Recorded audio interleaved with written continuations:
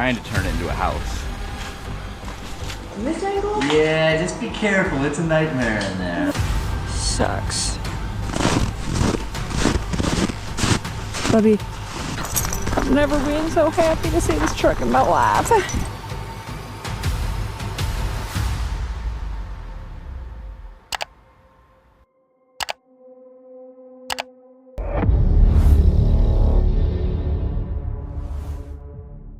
This next segment is a bit of a departure from our usual coverage.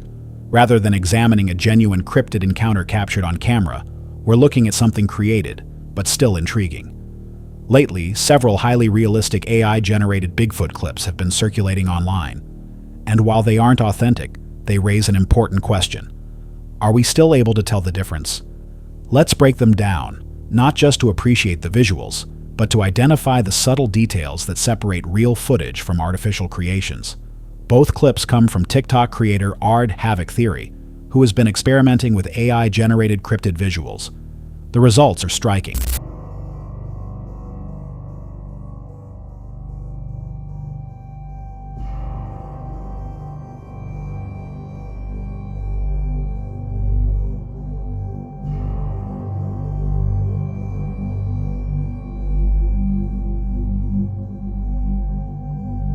The first video shows a tight close-up of a Bigfoot face, rendered with remarkable detail. Wrinkled skin, rough texture, and tangled hair combine to form something that feels both human and animal. It matches closely with how many people imagine Bigfoot might look, if it exists at all.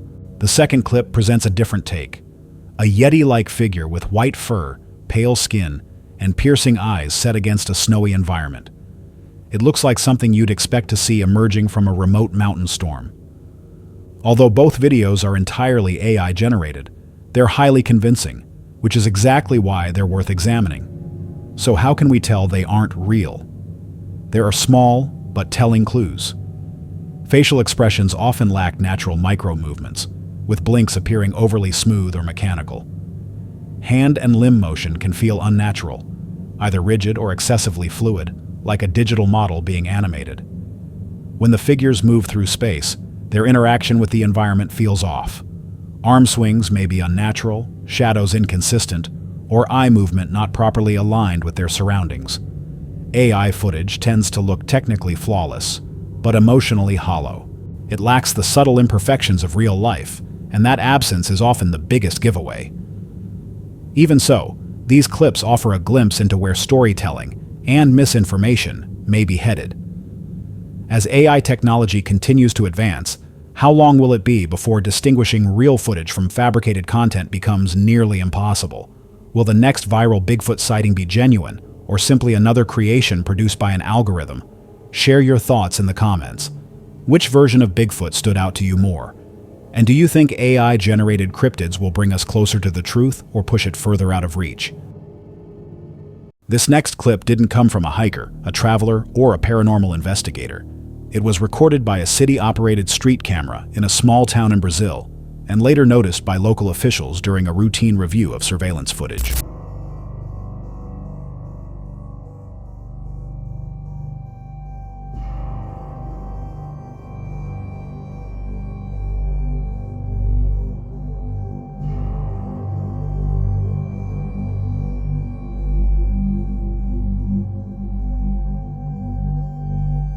The date was March 8, 2025. There were no storms, no electrical failures, and no unusual activity reported that night. Everything appeared calm, until something unexplainable entered the frame. At first, the footage looks completely ordinary. Then, without warning, a blue-white glow gradually materializes. The light moves slowly and deliberately, almost as if it's gliding with intent rather than drifting or flying at random. There are no flashes, no noise, no visible source, just a quiet, luminous form passing through the scene. Moments later, the light continues forward before gently fading away, disappearing as suddenly as it appeared, leaving no trace behind. But a closer look reveals something even stranger. As the glow shifts away, its lower portion appears to change. Instead of floating, it seems to move with a walking motion. The shape elongates and alters in a way that resembles legs in motion, unlike wings or any known flight pattern. Some viewers were quick to offer scientific explanations, pointing to ball lightning, a rare atmospheric phenomenon involving glowing orbs that appear during intense electrical storms. But that explanation raises a problem. Weather records show the night was completely calm, no storms, no lightning, no unstable conditions. And the object wasn't spherical. It appeared tall, vertical, and constantly shifting. Others proposed a more unsettling idea, that what appeared on camera wasn't simply light, but a portal. In paranormal and fringe science theories, there has long been speculation about gateways, natural or artificial openings that connect different dimensions or regions of spacetime. Similar to wormholes, or perhaps something far more complex. Some believe entities such as Bigfoot, apparitions, or even extraterrestrials don't travel across vast distances, but instead pass through these temporary fractures in reality. Brief moments where worlds overlap and something slips through. So what did this street camera really record? A rare atmospheric anomaly? An unexplained energy event? Or something transitioning between realities, captured by chance on a quiet street in Brazil? Whatever it was, even local authorities were unable to provide an explanation. And sometimes, that unanswered silence is the most unsettling part of all. Share your thoughts in the comments below. And remember to like and subscribe for more real and unexplained encounters caught on camera. On September 4th, 2025, the action-adventure twins, a channel run by identical brothers known for exploring caves, tunnels, and forgotten underground spaces, set out on another unusual expedition. This time, their journey led them to a quiet suburban neighborhood. Beneath the yards and houses of unaware residents, they uncovered something unexpected: an entire house carved directly into a cave. As they moved deeper, it became clear that someone had once attempted to build a life inside the rock, only to disappear and leave the project abandoned in mid-construction.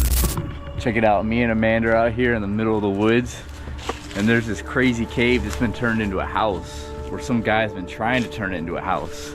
Look at that retro fridge. Good question. Somebody's put a brick in front of it. Probably something good in there. I see why they put the brick in front of it. It's an actual fireplace in a cave. This is like the kitchen area, it looks like. You got all sorts of electrical runs, Smurf tube. Look at the masonry back there. This is well done. He's doing a good job. Yeah. This is like the little plumbing access over here. Yeah. There's a dungeon down there. We're gonna have to go down there. I would want to duck down. What? To get to my rooms though, you know? Well, what is this a room? It's a bathroom. Look, there's a shower. The shower would be right here. There's a drain. Like either a shower or a toilet. Mm-hmm. Well, there's definitely a drain here. Oh yeah, this does look more like a shower. He got it about 80% of the way there. Look at all the bricks. It's really nice. Like, really Yeah. Or what is that? Cement? I think it's just concrete, isn't it? He has a lot of electrical boxes. He was about to put a lot of lighting in here. The exploration began immediately. Within moments, the twins entered a cold chamber reinforced with brick walls and remnants of electrical wiring, clear evidence of deliberate human work. A vintage refrigerator sat near a stone fireplace, both oddly well preserved, suggesting the builders intended to return someday. Farther inside, they came across what appeared to be an unfinished bathroom, with pipes and drainage channels cut straight into the cave floor. This step right here is really small. You just have to be careful and watch your step. Oh, this is crazy. It gets even bigger down here. It's pretty cool. How would you keep the moisture out of here? That's I think that's why he abandoned it. This is crazy. This has to be the bedroom. This is where I would put the bed. It looks like you could literally just walk in a natural cave over here. It does. That's insane. And there's some crazy white formations. Look at this. It's a cow bone. Or a human bone. Oh. This is so pretty. I know. I thought that was going to be I hear water. Me too. He has like a river running under his house. Oh, there's a hole over there. We're going through that hole, aren't we? Yes, because that's where the water's coming from. As they pushed deeper, the atmosphere changed. The air grew thicker and damp, carrying the scent of moisture as faint sounds of moving water echoed through the tunnels. The walls began to glisten, with droplets forming and falling steadily, marking the long passage of time since the space had last been occupied. I don't know if this is actually possible. Oh, there's a pool of water down there. Head first might not have been the best way, but it worked. A lot of mud. Lots of mud. I see why you tried to seal this area off. It kind of goes in every direction. Now, do we get into the water or? Oh my god. Oh, we hit the river again. Really? Mm-hmm. That's a good sign. Wow, yeah, I don't think we'd fit in there. You don't think? We better keep going in the mud. Oh, wow. Are you sure? Yeah, there's formations hanging down. Those will scrape your back right. So that you're almost there. I think I'm gonna get stuck. Just hold your breath. My head's going underwater. You're getting close, right? Uh-oh. Under 3 feet? They're stabbing my back. Uh-oh. Don't go in there. Nothing? You can't get through. It was a nightmare in there. I see what you mean, though. From this angle? Yeah, just be careful. It's a nightmare in there. Oh.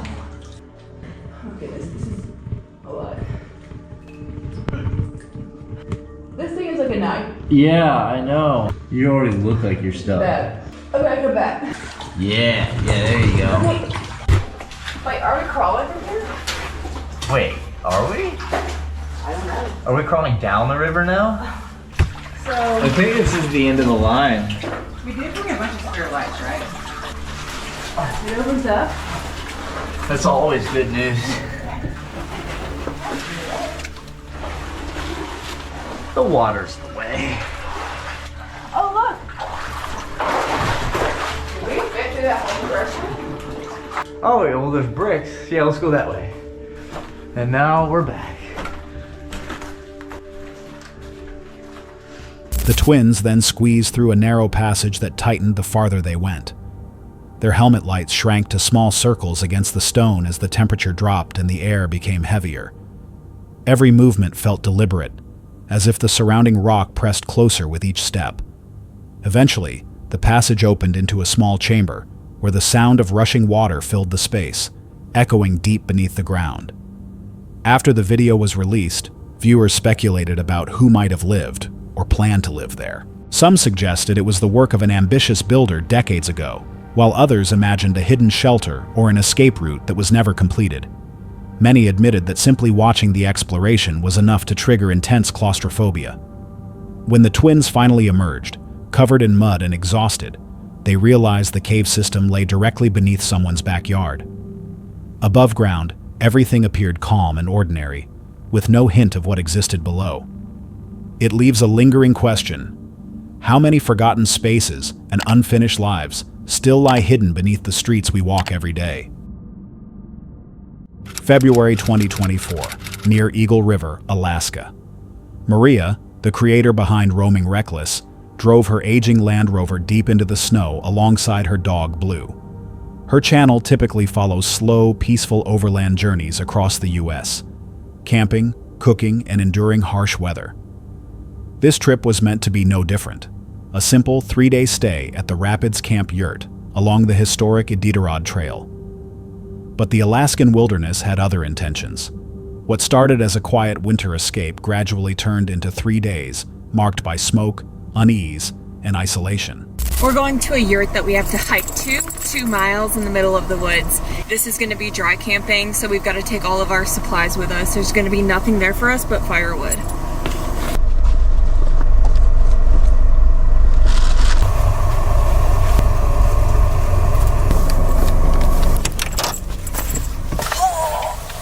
so heavy, oh my gosh.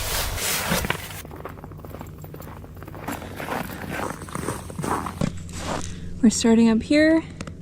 Our yurt is down here. We're 15 minutes into our walk. My back is already killing me, so gotta love scoliosis. Oh my god, this is insane. I actually feel like I'm in Narnia. Like, come on. Rapids Camp Yurt, heck yeah. Here you go, bub. Just in time before dark.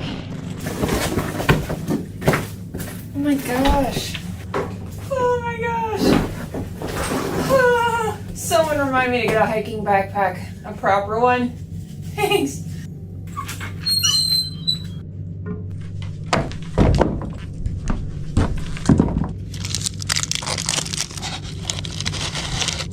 This wood is kind of wet, which is not good.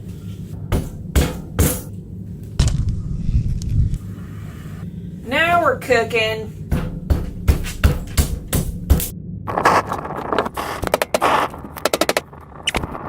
I've been working on the fire for like 2 hours at this point, and I am running out of fire starters. I really don't know what else to do. It's like all of the wood is wet and nothing will. I've been trying to restart the fire every time, like tinier and tinier. It only burns with a fire starter, and then as soon as it wears out, and there's so much smoke in here, it's like not even funny. So it's just like now my pickle is that it's pitch dark. While I could go back to Poe, it's pretty early in the night still. Do I really want to walk 45 minutes straight in the pitch dark through the Alaskan wilderness? No, I don't. But I can't stay here if there's no fire.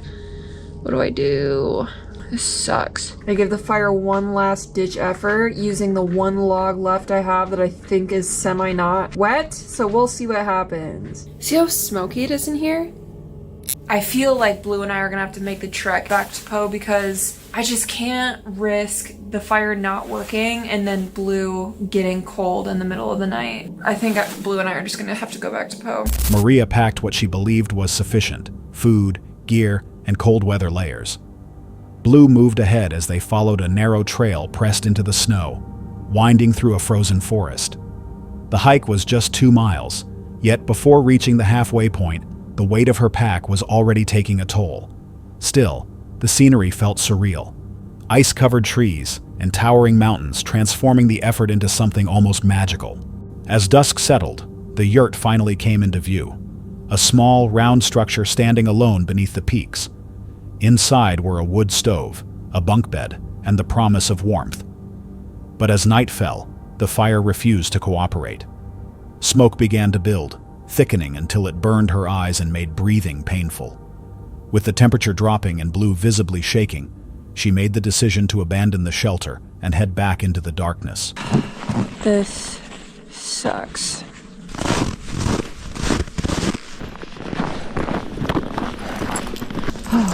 I've never been so happy to see this truck in my life.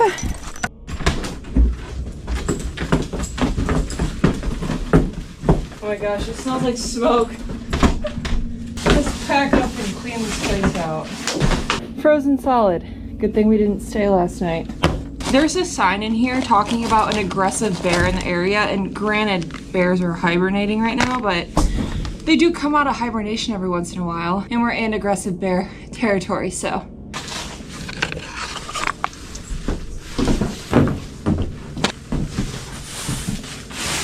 This says, in recent weeks, a black bear with bad behavior attempted to gain access to all 3 yurts. They had to cancel reservations for weeks, so.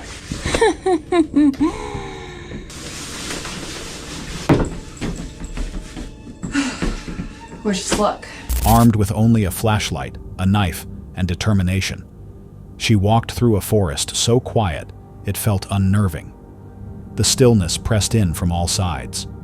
Reaching the truck brought immediate relief, the heater running, Blue settling beside her as the tension finally eased. The following morning, she returned to the yurt. Inside, she discovered a warning posted on the wall about a black bear that had recently damaged the area. As the day continued, more problems followed. Her heater failed, backup power stopped working, and by the end of the trip, she was exhausted, sore, and grateful the situation hadn't escalated further. Later, locals shared how unforgiving the Eagle River region can be. Stories of missing hikers and wildlife waking early from winter scarcity, desperate and unpredictable. Some suggested the unease she felt wasn't imagined, but a natural response to danger. Perhaps the smoke that drove her from the yurt was more than faulty firewood. Maybe it was Alaska's subtle way of warning her that it was time to leave. October 3rd, 2025. The forest was silent, unnervingly so for what was about to unfold. Beyond the asphalt, where muddy trails wind through shadowed trees, the High Gear crew launched into another reckless ride. Their videos skip build-up entirely. No music, no warning, just immediate chaos. A brand new dirt bike, a confident rider, and a trail that felt almost aware.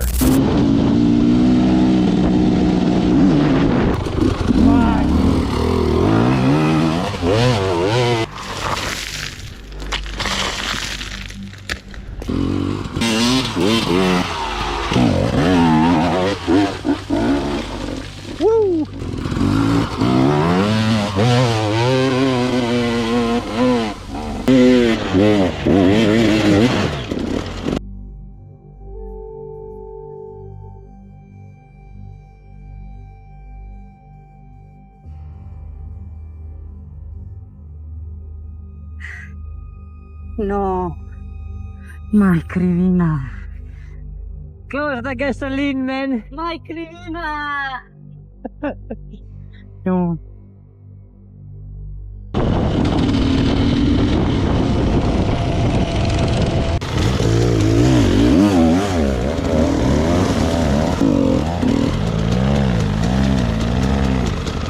Waiting. The engine tore through the stillness, its roar bouncing off the trees like something unleashed.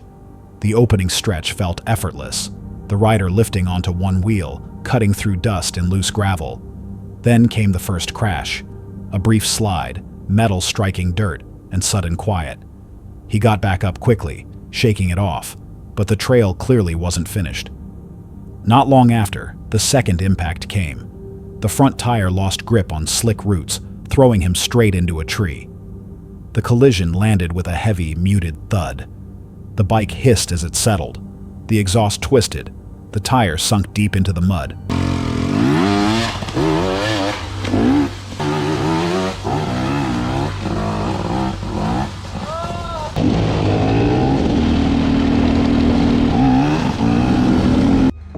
Yes, green. Green, yes. Red. Red, yes.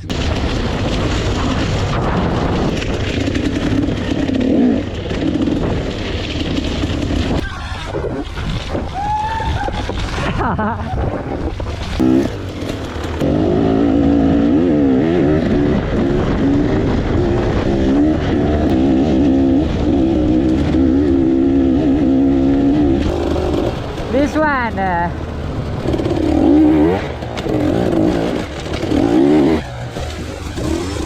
Ui, abbiamo Mike. Oh, ne abbiamo a biscione. Ah, nice.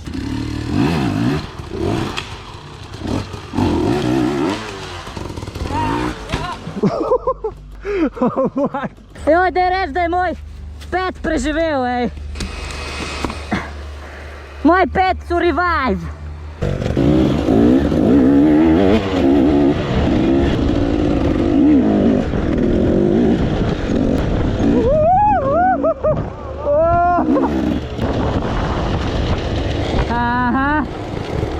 Up in here.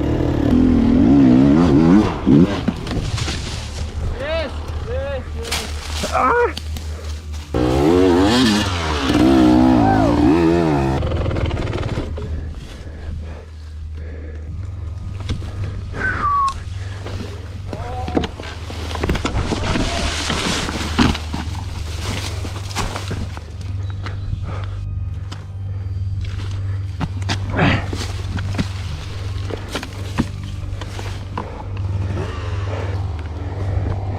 He kept going. The forest closed in as the light dimmed and the path narrowed. When the third crash happened, it was far more aggressive, the bike snapping sideways and launching him into thick brush. The sound of frustration cut through the woods before dissolving into the air. Then something strange happened. The engine cut out on its own, as if the machine itself had reached a limit. And then came the final fall, the worst of all. A violent slam echoed through the trees. Plastic cracked, metal groaned. For a moment, he didn't move. When he finally stood, his movements were unsteady, his grip uncertain. Blood streaked down his wrist as he struggled to lift the bike back onto its wheels. Some viewers later called it luck. Others saw obsession.